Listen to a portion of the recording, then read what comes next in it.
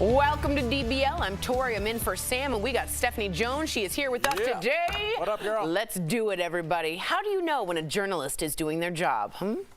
And asking the tough questions. When do they go too far? Because we're asking this because Chris Wallace is being called out for his recent interview with Adam Driver.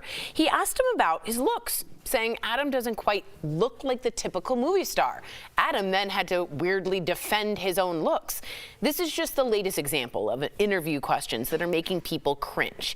In fact, some people online are now trying to cancel Diane Sawyer for some of her old interviews. Let's take a look at some examples. He's gone on television and pretty much said, you broke his heart.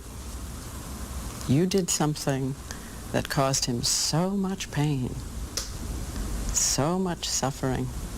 What did you do? I was upset. What moral right do you have after doing sex to write a children's book? I don't understand that question.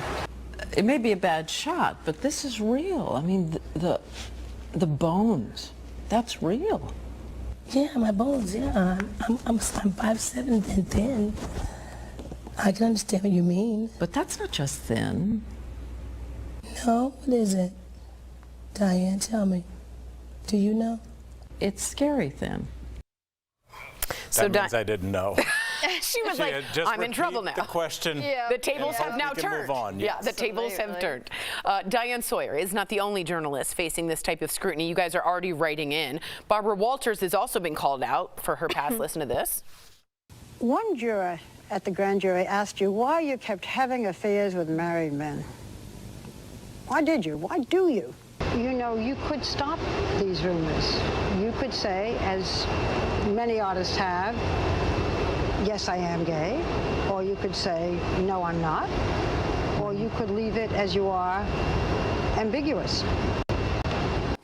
Ricky Martin said he did feel some PTSD after that interview. Even Oprah has been criticized for interviews from the 80s. Can I criticize people that are calling out dead people?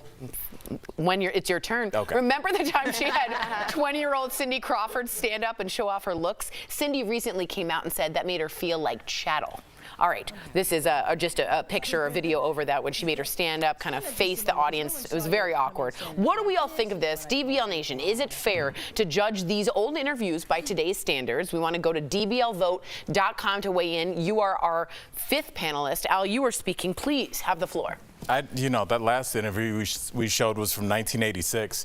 If anybody thinks that they're going to go through their career, should we be lucky enough to have it a 50, 60-year career and not have any regrets that can't be highlighted? I mean, towards the end of her life, I remember we showed the clip of Barbara Walters. I believe she was on The View, and a lot of female anchors came through and hugged her one by one and appreciated her being so groundbreaking in the field. To nitpick something out of somebody's past and bring it up, after we've kind of all evolved our thinking, it makes people want to double down, Erica.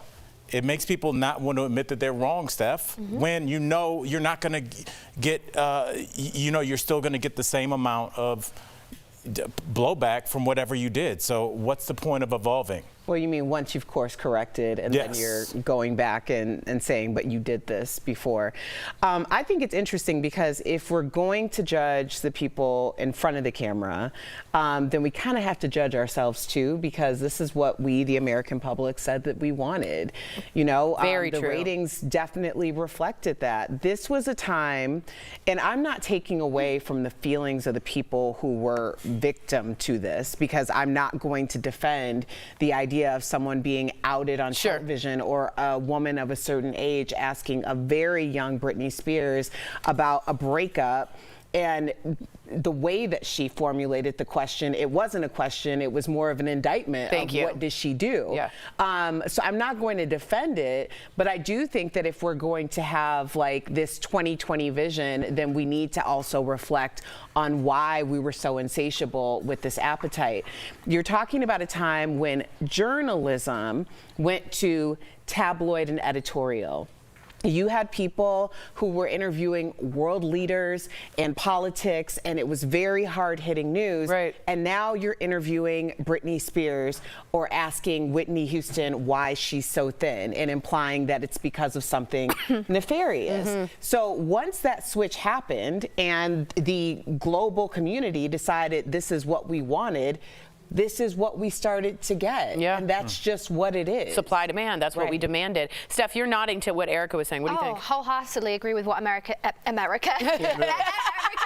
She kind of is. I love it. I love She kind of is. No, I definitely agree with everything that Erica is saying wholeheartedly. And I think the thing is, which is unfair to these women, Oprah, Diane, all of them, if they hadn't have asked those questions, they wouldn't have been on our screens and they wouldn't be where they are today and we wouldn't still be watching them. It's as simple as that. That was the trend of the time. And if they didn't do it, someone else would have been in that seat and that could have dictated their career.